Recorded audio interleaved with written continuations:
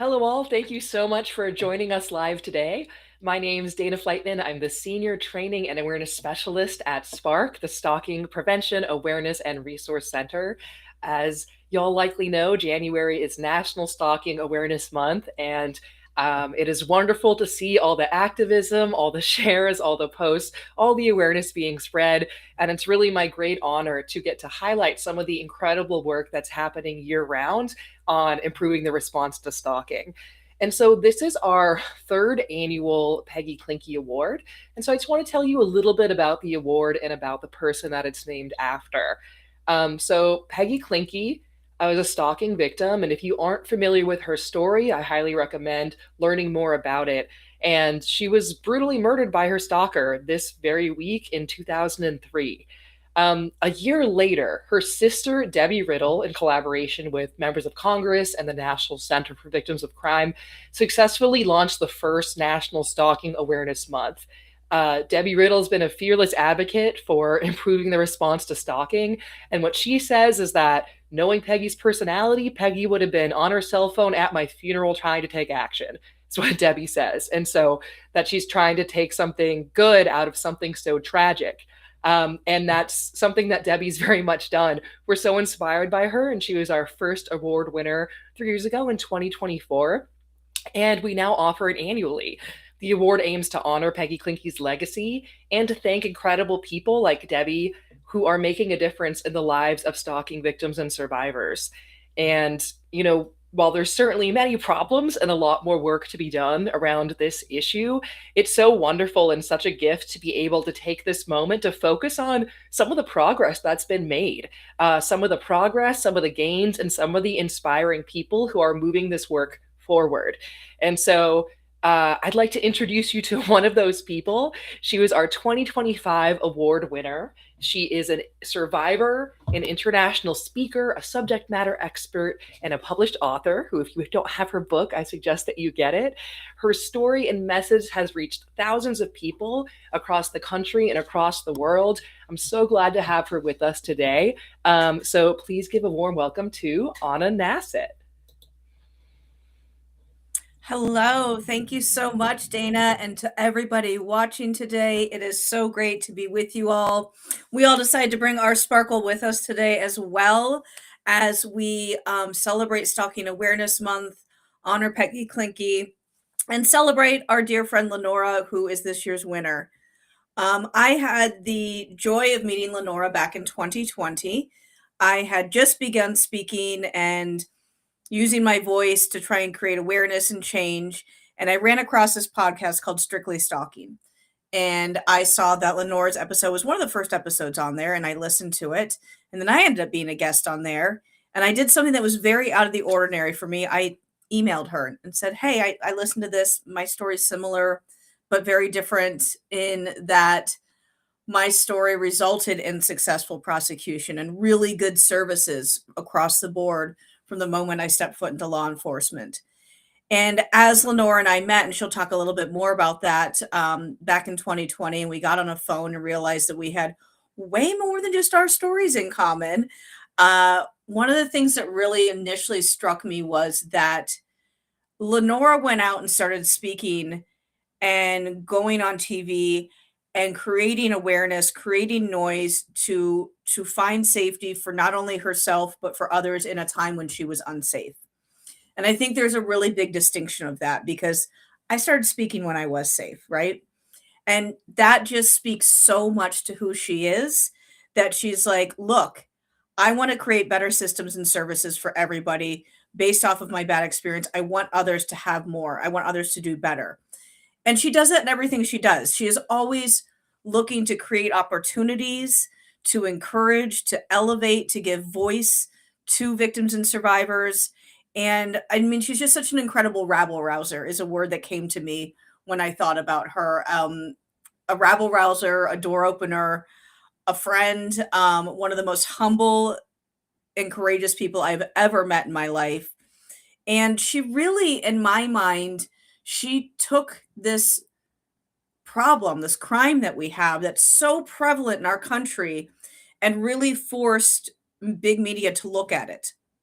And I think that the profound impact of that she has had nationally and internationally by taking that time, taking that risk, putting her own safety in line or on the line to do so is absolutely profound and tremendous and must be celebrated. I just cannot thank her enough. And I know that for me, well, we met virtually in 2020. We actually didn't get to meet until 2 years ago.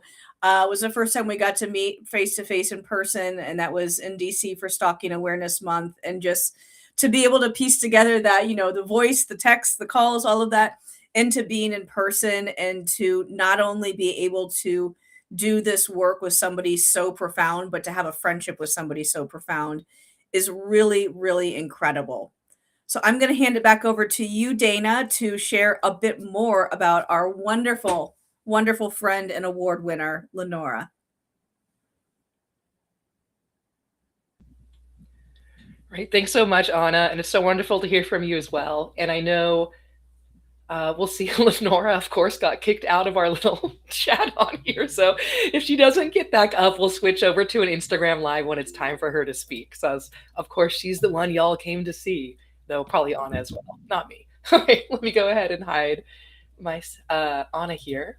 Well, thanks so much, Anna. And I think what you shared about Lenora is so wonderful, and I want to share just a little bit more so that you have a sense of really all that she's done. And this is really not even the full picture of it. Lenora was called the Erin Brockovich of stalking by Vice in 2017.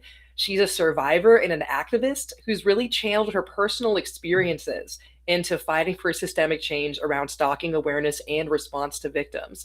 Like Anna said, she started at a time when she was not safe, and she certainly did not get the response that she deserved from law enforcement and other responders. And she's really dedicated herself to making sure that other stalking victims and survivors don't have that same negative experience, that things get better on every level. Her efforts are truly inspiring, fearless, and multifaceted.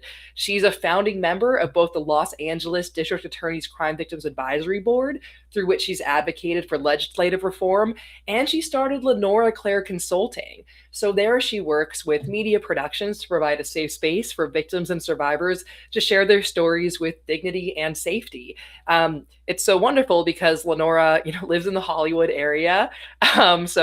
And she's really seen an opportunity there with the rise of true crime to say, how can this be done better? How can it be done more ethically, in a way that is elevating, celebrating, and supporting survivors and not exploiting them or putting them in danger?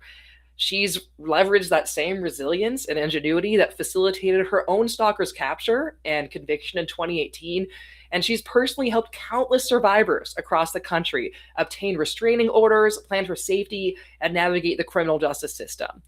And sometimes I'd say Lenora's work is really loud and public facing, like when she's speaking out on TV or when she's shared her expertise on national platforms like 48 Hours, or when she joined us to speak at the Department of Justice and at the White House back in 2024. And so everyone can see and appreciate all that she's doing. And sometimes her work is really quiet and unseen, like when she's texting a survivor back in the middle of the night because they just needed someone to believe them and to listen.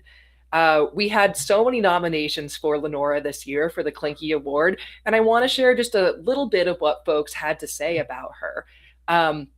One person said, survivors repeatedly say she was the first person who truly believed them, who first understood the patterns, and the first who helped them create safety plans that were realistic, compassionate, and rooted in their lived reality. Another said, Lenora is a tireless fighter for survivors. She saved my life in so many ways when I was faced with tremendous barriers to help from law enforcement.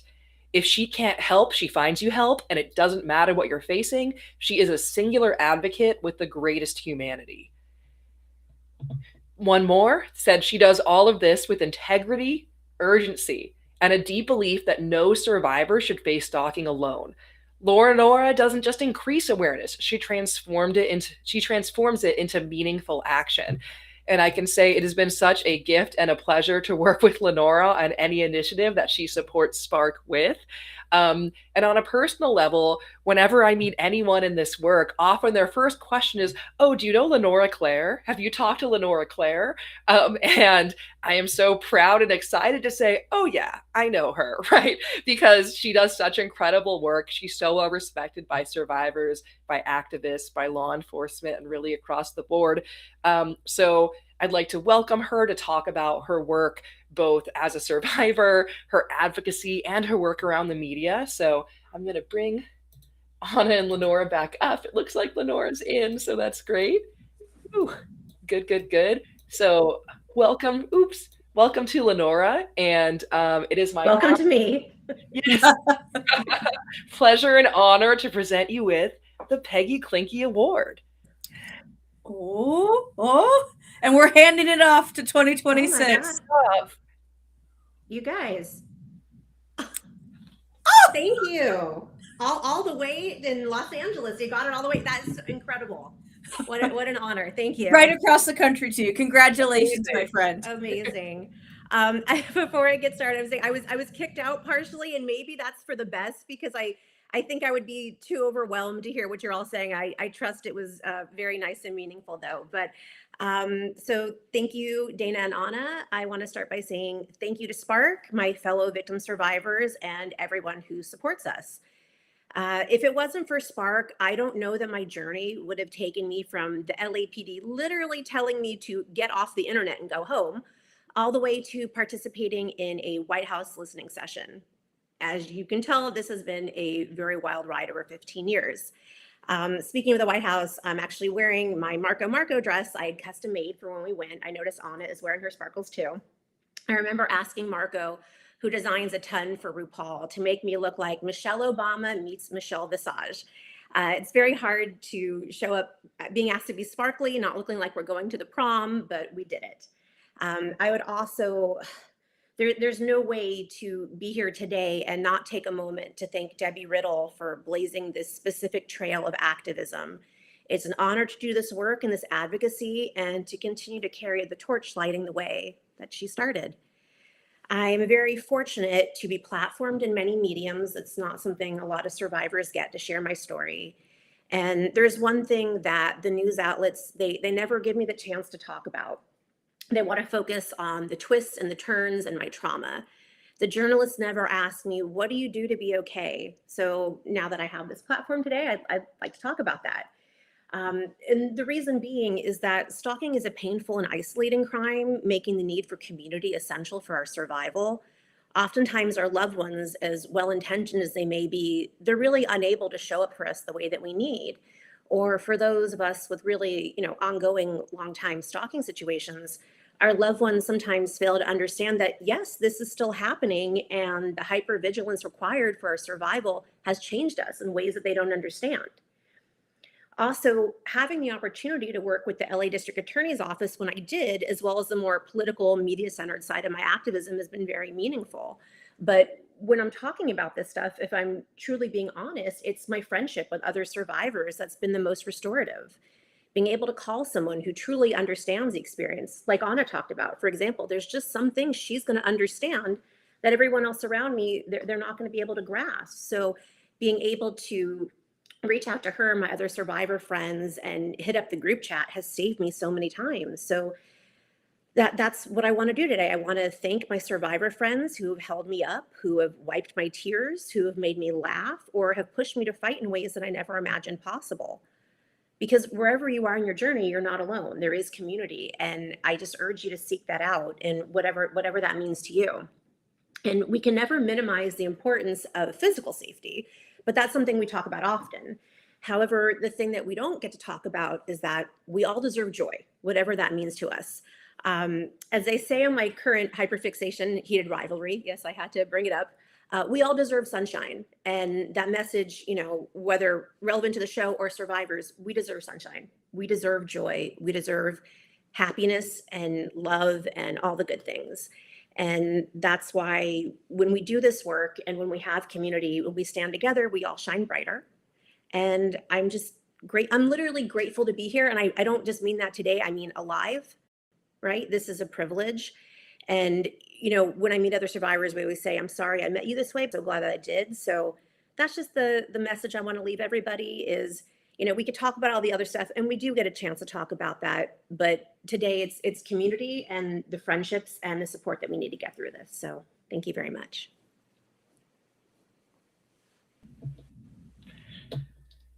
Thanks so much, Lenora. And we are all just so lucky to have you in the community of survivors. Again, we would never want you to come to it in this way. Like you said, no one's Yeah. happy with the way that Yeah. folks came to this work and that brought us together. But wow, truly, what a gift to spark to other survivors and to the world that you're doing this incredible advocacy.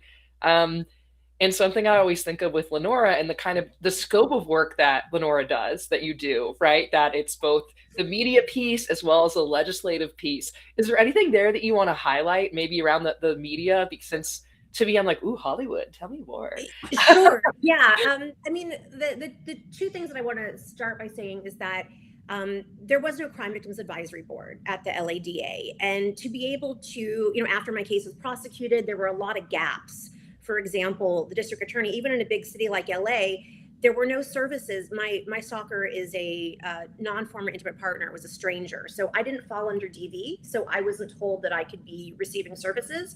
And so, with the formation of this board, which at this point, I think there was only 2 in the whole country, being able to advise the district attorney's office as far as, how to handle survivors, our needs. And Dana, we were able to bring you and Spark out to do training. And I think there's like 15 people who received training that day who are not just domestic. I mean, obviously domestic violence is a large component, but, I urge people, if where you live, right, if you have the capacity, some of us don't have the capacity, but if you have the capacity, you can be loud. You can go into your district attorney's office, right, or city attorney or whatever, whoever you're working with, and you can say, these needs weren't met. Here's some gaps. I want to advocate in this way. That was something that was very meaningful that I got to do. And yeah, the media side is that was my day job, because surprise, surprise, advocacy doesn't always pay the bills, right? So I had to have a day job while doing all this work. And for me, that was working in unscripted television for decades now. And I was on a television show where it's a true crime series, very popular, millions of viewers. And they were used to only doing stories of homicide. They weren't used to doing stories of living survivors. And in my case was not adjudicated at the time. So the producers made the choice that they thought was the compelling choice. Because again, I was going on begging for help. So they made the choice without talking to me, because again, they're not used to living survivors in active situations, to interview my stalker without my consent, which is what ultimately, I believe, triggered him to attempt to kidnap me. And I don't blame the producers, because to them, they were creating, that's the other thing too. I came forward before Me Too, when the culture about speaking, not like it's so easy now, but it was even harder then. And people didn't believe me. So after I did this, I had 17 million viewers literally seeing him threaten me. That's what it took for people to believe me. So let's just sit with that for a minute. That's a very intense thing. So when I had that experience, and again, I don't regret it, because it gave me unbelievable evidence. People believed me. It gave me a lot of support, but it did put me at risk. And that's when I started realizing that there could be this hybrid component of the work that I do with the advocacy and activism and informing productions to have safer, more ethical sets. And so I started doing that work. There's, a wonderful thing called intimacy coordination in scripted film and TV. And I was thinking, wow, if, a victim survivor, someone portraying that on one of these shows can have this consideration, why don't the people who have really endured these crimes, why do we have no representation on set? So yeah, so I do that work. I form Lenore Clark Consulting. We've worked on a ton of stuff. I'm consulting on, I can't say what it is because I signed a non-disclosure, but one of my favorite shows right now, because there's an element of stalking and predation. So the producers wanted to talk to me and ask about that particular experience. And it's so cool to get to honestly inform what that's about. I'm grateful to do it. And, happy to, there's a celebrity who recently I was connected with through Spark, who had a documentary come out, who they're wonderful, but they only knew their experience. And so since they were getting such a big media platform, they reached out to me and I helped advise them, because they did get so much media, so that they can speak in broader ways and, and say, I got certain considerations because I was a celebrity. Not everybody has that experience. This is what it's really like. And they did a beautiful job. So getting to work with her was like a really cool thing this year too. That's so wonderful, Lenore. Thank you for sharing that and for giving us that insight into some of the work that you do and kind of the thinking behind it. And I think something that I find so inspiring that I try to carry with me from your work is that, none of us can solve these problems alone. No Right. one angle is the correct angle to attack the issue. Mhm. Um, but we can all identify a place where we might have some knowledge, some influence, some control, some know how, and say, how can I move this issue forward in that space? And I feel like that's exactly what you've done through your connections Mm. in Hollywood. And that's what honestly all of us can do. And whether that's, moving that forward in your workplace, in your community, in your religious group, in whatever it is where you might have a little bit of influence to say, like, hey, what are we doing about this issue or other issues that are important to me? And really owning our piece of that.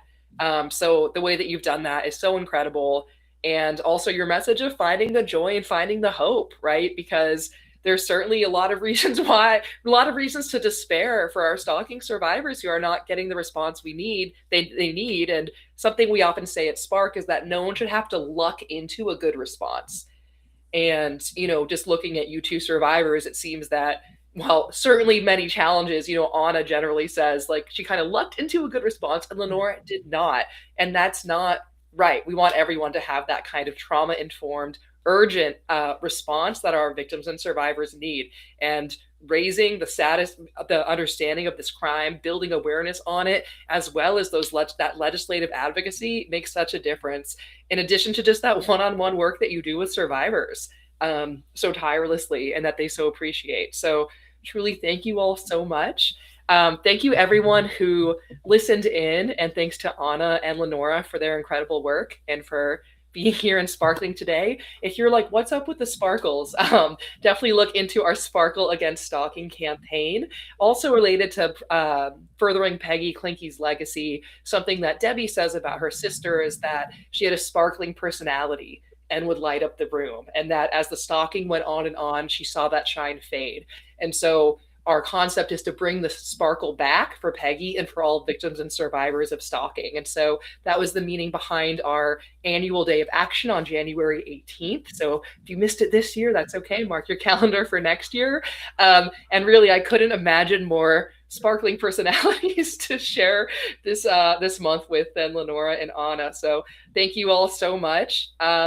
Everyone enjoy the rest of your Stalking Awareness Month. If you haven't been posting to social, doing awareness activities, we still have 11 days. How many days are in January? We still have some days to get that done. So please go to our website at stalkingawareness.org to find those resources and keep making some noise this January and beyond. So thank you all so much. Congratulations, Lenora. Another round of Oh, applause. thank you. Also, I real quick, before I forget, I would like to thank my husband. Not saying that being in a romantic relationship is everybody's happy ending.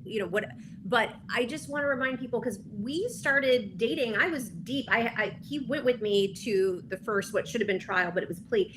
He like within weeks he was getting death threats as well, right? Like so. I just bring that up to say that if you're struggling against dating, right, having is an Yeah. incredibly hard thing, but I am proof, right, that there are people who will get you, who will love you, who will support you, and just big thank you to Henry for being so awesome through all of Oh, it. that's wonderful. That makes me so happy to hear. And like you said, our survivors deserve happy endings and they deserve all the joy and sunshine. So I'm glad you found a piece of that. And I wish that for all our stalking victims and survivors. All right. Well, thank you all so much. Happy Stalking Awareness Month. Bye.